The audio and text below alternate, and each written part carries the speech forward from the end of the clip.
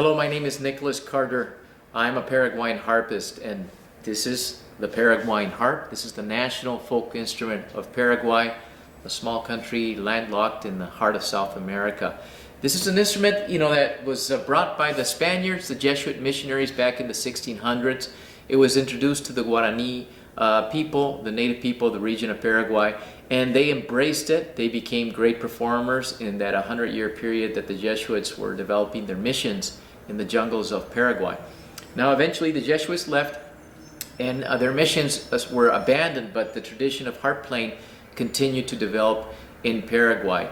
And I guess by the 1930s, a very well-known Paraguayan harp player, composer, changed one of the major aspects of the design of the harp. His name is Felix Perez Cardoso, and with a Paraguayan harp maker, they decided that this old Renaissance harp, that the strings used to be on the side of the neck, that they would create a neck where the strings would go through the middle, not on the side. Notice that the Paraguayan harp, how the strings go through the middle.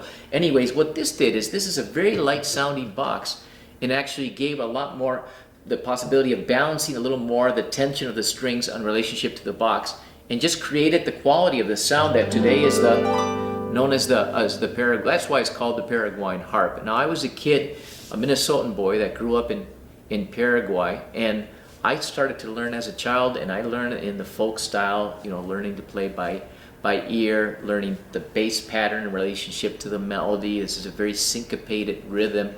It's 3/4 bass pattern, 6/8 on the music, and so that creates a syncopation that's very typical of South American music. And we call it, what I just played is Paraguayan polka, or if it's a little faster, we call it the galopa. And the song that I played is called Pájaro Campana, the bellbird, and it's in reference to a bird that sort of calls out. It's responded by its partner.